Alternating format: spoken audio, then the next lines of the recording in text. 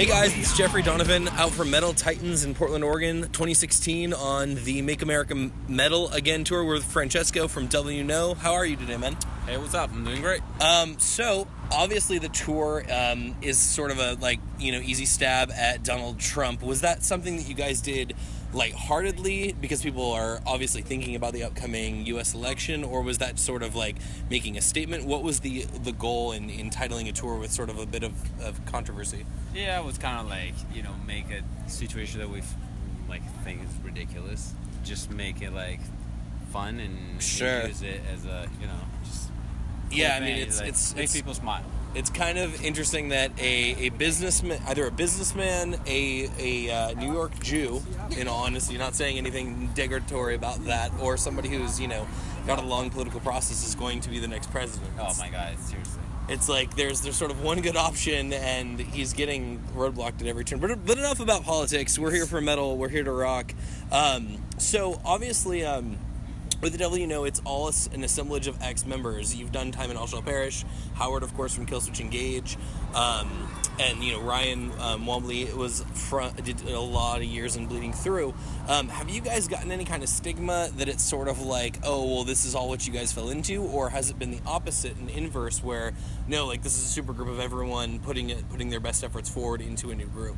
For a little bit, it was obviously the supergroup thing, and then people just oh, this is a side project, and unfortunately, when you put it as a side project, people take it less seriously. Sure. And that's one of the things, right away, our label was telling us, you're gonna need a second record, so right. People finally think that, oh, this is actually has momentum and feet behind it. Yeah. And then that's exactly what we're seeing right now. Nobody's thinking about it anymore as a side project. This is pretty much we all stopped doing what we're doing with our previous band, and this is our main focus. Right, Howard's obviously not in Killswitch Engage because Jesse's back. Eddie is often doing Suicide Silence, that sort of thing. Exactly. How has it been for you to try to navigate that on a personal level? Do you see that it almost benefits the band because they have all those fans from those bands that you were all formerly members of coming and interested in the new project? Yeah, I mean, that definitely helps because you get people who are interested in the previous bands. Sure. And then so that's and then mostly, I mean, let's be honest, is with Howard obviously being right, so he's obviously has probably the most well-traveled or biggest band. Exactly. So obviously it's bringing good things, right? Because more people know already about the band. Right. We're not literally starting. Even with the first record, we didn't really start from scratch or ground zero, or people already are well, he's not. None of you guys are there, so there's that built-in fan base. That whole. So absolutely, I guess it definitely helped a lot for sure, and still now people are. But at the same time, it also brought the whole thing with.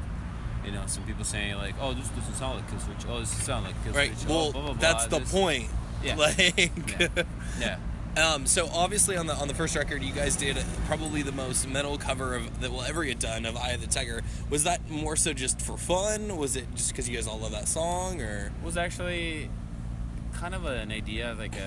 Our manager had this idea, and he one day he calls me, was hey, what about if we do this song? And I knew everybody was gonna be absolutely not. Right. And I still put it together quickly, just the first intro, verse, and chorus. And then I sent it to the other guys, what do you think about this? And everybody's oh, what?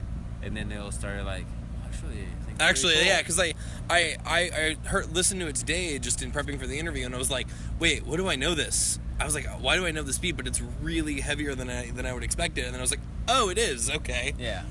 Yeah, and the same thing was that reaction with our producer. We started working with him, and then it's we were focusing on the songs, right? Not the cover.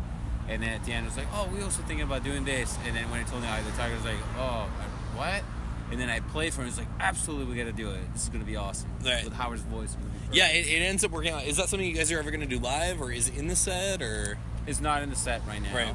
Maybe we'll do it. I mean, right now it's also, on this tour, we have another drummer. Sure. Playing, because our, John Sankey is back in Australia right now. Okay. He's, dealing with, visa work and all that Gotcha. kind of stuff. And this tour we just finished a tour with Atreyu. After this tour, we had a tour with Hatebreed Devil Driver, and we had those planned for a long time. Right. This was kind of not last minute, but sort of we can squeeze in what we can. Exactly. We should be doing something, that kind of thing. And so it was the guy was already gone. It's well, let's get another drummer for that Perfect. that tour, and we get John Berkman from Devil Driver. And So why would you not take that opportunity, yeah, right? exactly. So. A piece of a drummer.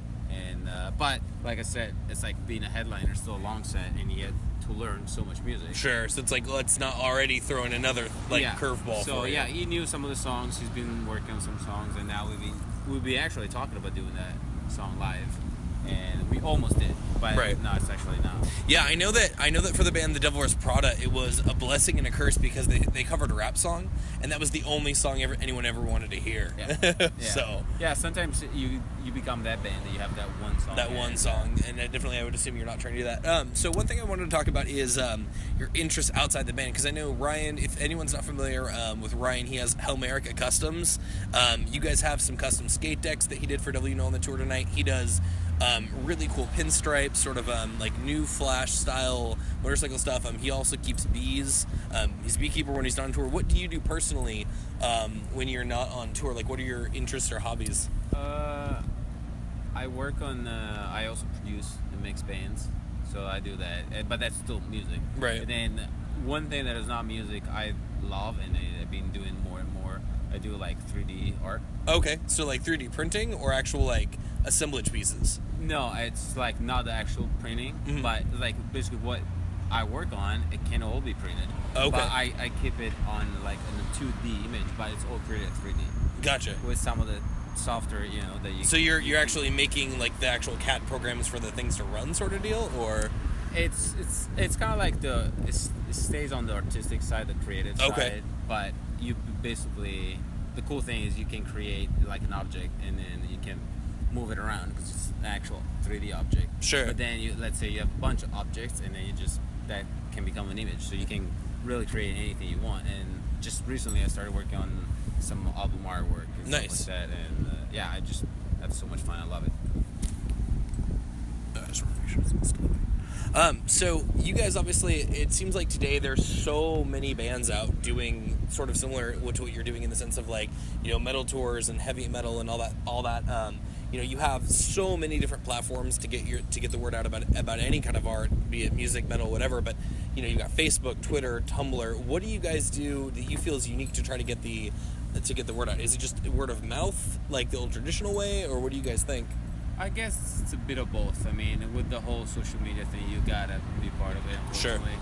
I mean, kind of unfortunately, because, I don't know, it's a lot of work. Yeah, it seems almost tedious. Yeah, and it's the typical thing that obviously labels and everybody, like managers, like, guys, post more pictures, do this, and then some days we're not.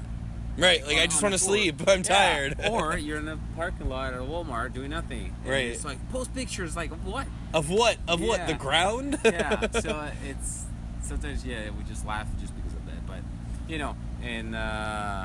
but I mean I understand. It's like it's cool to be connected with fans and then them to know like whatever their artist or whatever their favorite band and whatever they're doing and it can be cool. But at the same time, I don't know. It's like everybody's always saying something about right. it. It seems like there's always verbal vomit, like if you will. Exactly. Like there's almost so much awash of stuff. Yeah, and because there's so much that even when you do have something important to say, it becomes like part of the nothing. Right. I feel like if it's like, hey, we have a new album, well, unless it's not controversial or some big outlet doesn't pick it up, it's like you really have to dig, which is in a way, I guess, your modern day equivalent of like going to the record store and flipping through things. Yeah. Do you find that you guys ever want to do like a vinyl pressing? Is that where you guys want to get to, or have you already done one? Or a vinyl? Yeah. We did it for the first record. Right. And then this record we haven't done it yet. Okay. So do you think that might be coming down the road for fans, that sort of thing? Probably. Yeah. I mean, personally, I think it's really cool. Right. I mean, it's definitely something that like it's physical. You can hold. Yeah. Like, because I feel like hardly anyone buys actual CDs anymore. Yeah. I feel like those are sort of on the way out, but it's sort of like either you're downloading or you're buying vinyl or a shirt. And as a thing to own is just so much cooler. Right. It's so much cooler. Like I just got the completely not metal but Black Audio. It's Davey, Havoc, and Jade from AFI's project, and you own that. You have that experience of opening something and that sort of deal. What do you guys try to accomplish in your live show? I mean, obviously you guys are all very well tenured. Is it just being as tight as possible? Is it crowd involvement? Is it all of that? Yeah, it's definitely the crowd involvement. And what I like about this band, that everybody's on stage to have fun. Sure. Like, literally, there's like, let's just keep all the stress. Right, there's off no stage. ego, there's no... Let's just, and then we're there just having fun. It's like, especially with Howard, he just sometimes just starts with jokes. Right. And it becomes like, some bands, they take it super seriously. Like, Sure. we take it seriously as Sure, as much as you need to. yeah, right. exactly. But then in the end, I also know it's like, it is what it is, and it's like, it's music. It's supposed to be fun. It's Right, you're supposed to entertainment. enjoy things. Yeah, so for me, it's not just like the notes that we play, it's just how entertaining we can be on stage. So that's definitely a big thing, and I like to see that from the crowd too. Sure. And you guys mentioned what's coming up next for you guys. You have Hate Breed and Devil Driver. Yeah. That's in US or US. okay. Yeah. And so just that full US, half US, That's a full US. full US tour. And then what is after that? After that, right now we're like, we're gonna have a couple months off. Just to 'Cause, decompress like, we just finished the tour like 3 weeks ago. We had a tour. Now we're doing this, and right after that it goes into the other tour. So it's 2 months straight. Right. On the Just road. back to back to back to back. Yeah. So after that, we'll need a few months off. right, to sleep. To sleep. And I think like fall or starting September, we're gonna get more, probably another US tour and then Europe. Yeah, I was gonna say Europe would be Yeah. maybe winter, maybe spring. Yeah. Of like that. 2017. Yeah. All right, man. Well, perfect. You heard it here first. It's the Make America Metal Again. Devil You Know. Check it out. It will be coming to you soon, as this is like the 5th or 6th day of the tour. Definitely check them out. They are worth seeing live. Thank you so much, man. Thanks so much.